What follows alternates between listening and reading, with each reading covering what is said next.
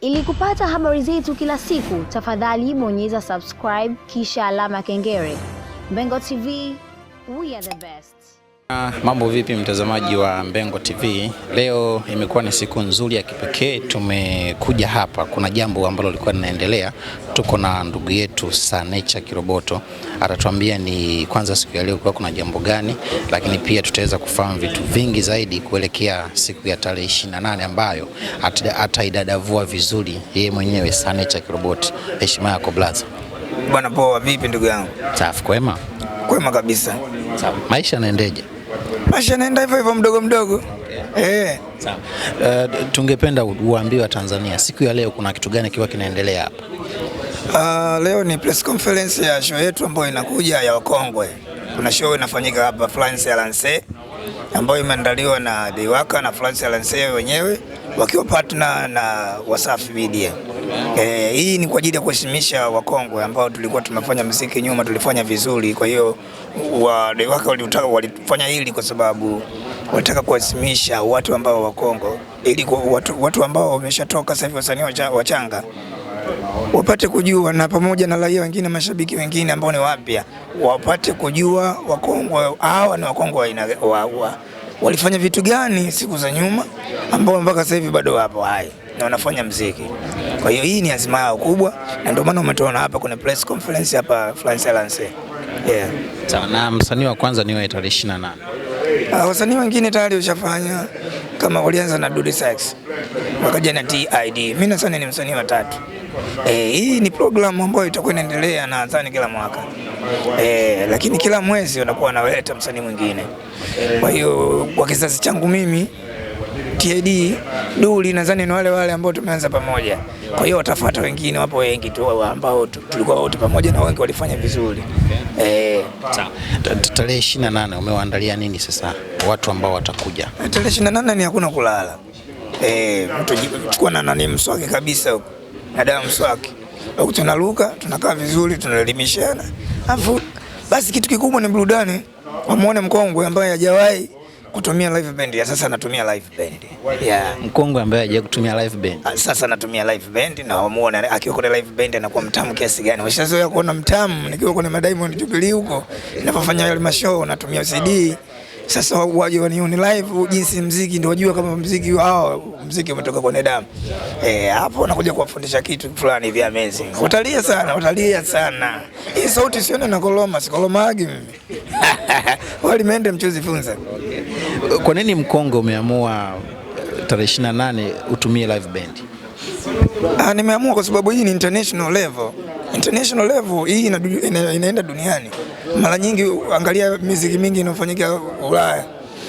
Mara nyingi wanatumia live kama ushawahi kuangalia hiyo muziki. Kwa hiyo hii inakuja, ina maana hii show inaenda mbele hii. Hii inatangaza muziki wa Bongo. Inaenda mbali zaidi. Ndio maana unaona hii ni live lazima. Alafu na pia kuonyesha umahiri wa msanii Mkongwe kupiga live band pia. Watu sio lazima bendi kama Sikinde nini. Hapana, hata muziki wetu wa hip hop na Bongo Flavor bendi inaingia vile kwa sababu drums machine zile vinanda vile upigaji tu. Of course. Juma ni miongoni mwa wasanii ambao akiingia jukwani vibe linakuwa kubwa sana.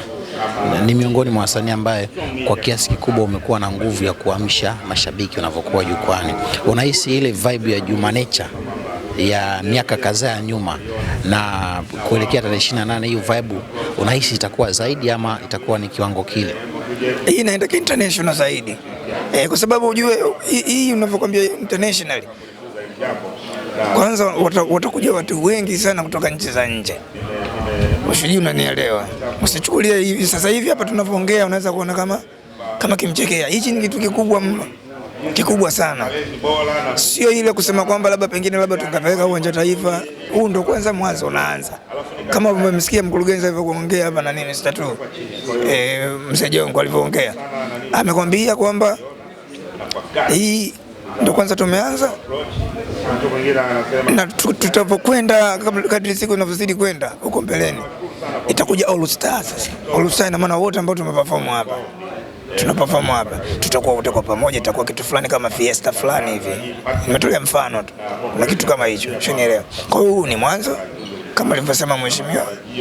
Kwa hiyo tutarajie vitu vizuri mbeleni vinakuja, lakini kila mwaka kitakufanyika kitu kikubwa zaidi. Lakini hii ni mwezi kwa mwezi mpaka mwaka unaisha. Ipo hivyo. Heshima ya wakongwe, unahisi heshima ambayo mnapewa wakongwe ni iko chini ya kiwango au ni iko sahihi kwa kazi kubwa ambayo mliifanya kipindi chote hicho? Siwezi kuzungumzia sana kwamba si heshima tunapewa vipi. Unajua mimi hujua sifuatiliagi sana hivyo vitu babulai. Isipokuwa siwezi kusema kwamba napewa heshima au sipewi heshima. Mimi nachofahamu kwamba kitu kama hichi ndio kinaleta heshima sasa. Hichi ndio hata ukizungumzia tunapewa heshima ni kweli sasa. Kwa sababu watu wamejitokeza kudhamini kitu kama hichi. Kuna maono, watu wana maono ya mbali. Unajua mtu mwingine akimwona mwanamuziki sana anaanza kutema macho tu pembeni. Akaona kama sio kazi, labda sio ajira. Muziki jamani ni ajira. Hata kama kuna watoto wenu mijitu mingine haina elimu, waambie kama wanajua muziki, waingie kwenye muziki, utawasaidia. Mradi wapende muziki wao, wapende kazi. Ni kazi kama kazi nyingine tu. Ndio hivyo bwana. Mimi naona hii safari hii kwa kutumia Dewaka pamoja na France Lance pamoja na Wasafi, kitu kizuri kimefanyika, na nina imani kabisa mambo yatakuwa mazuri sana kwa wasanii wengine, kwa sababu kadri siku zinavyozidi kwenda unakuja wasanii wengine wapya, nao pia watakuwa wakongwe vile vile kadri siku zinavyozidi kwenda. Kwa hiyo ni mfano wa kuwasimisha wasanii wakongwe. Kitu kizuri sana, jambo zuri. Karibu wako na Mheshimiwa Sugu ukoje? Sugu ni blaza, yeye ndo alianzisha, nadhani Bongo Flava za kwanza ni yeye. Blaza, mimi niko shule ya msingi namsikia anaimba. Na nilikuwa nikimfuatilia sana. Hakuna msanii kwa namba moja kama yeye. Ndio akafuata kina Professor J, wengine tukafuata. Ulishanielewa? Ni vitu kama hivyo. Sawa, kwa hiki kitu ambacho amekianzisha, wewe unalipi la kumwambia? Mimi nampa moyo, nampa big up sana kwa sababu huyu ni kiongozi. Siwezi kushangaa. Ndio maana nikakwambia mimi namjua toka niko shule ya msingi. Ana perform nyimbo zake za kwanza. Namjua vizuri tu. Kwa hiyo ni mkongwe ambaye anaelewa kila kitu. Na ndio maana umeona hata serikalini ameweza kuingia. Ndio maana umeona amekuwa alikuwa mpaka kana mbunge. Ukiona kitu kama hicho ujue sio mtoto mdogo. Ni mtu aliyokomaa, hata hili swala lake ameshasafiri sana, kashaishi sana mbele. Usimuone hivi tu una simple. Siku zote tajiri anakuwa simple tu. Sio lazima kwa 5 bullet. Of course. Msanii mkongwe anatakiwa awe amedumu kwa muda gani kwenye game? Msanii mkongwe si yule ambaye alifanya kazi nyingi na matamasha mengi. Tunahesabu ukongwe kupitia miaka. Miaka haiwezi kusema miaka mingapi. Miaka. Ukisema miaka ina maana miaka mingi hiyo. Inaweza kufika 10 na kuendelea. Sawa. Diamond Platinum, Harmonize tunawaingiza kwa kwenye kundi la wasanii wakongwe? Hapana. Wale bado. Wakongwe bado sana. Sasa mimi muziki nimeanza mwaka 92. Yeye Diamond ameanza muziki au nani Harmonize lini ameanza? Au alikuwa hajatoka? Wale ni wadogo. Bado kidogo, yani bado. Wale katika kategori sasa hivi wanatakiwa waweke. Umeelewa? Wanatakiwa sasa hivi waweke katika kategori. Wagombanie tunzo mpya. Sasa wakongwe walioandaa wamekosea kwa sababu lazima mkongwe awepo. Waweke wakongwe kama 3 4 wagombanie tunzo ya mkongwe. Mimi nafikiri ni hivyo tu. Okay.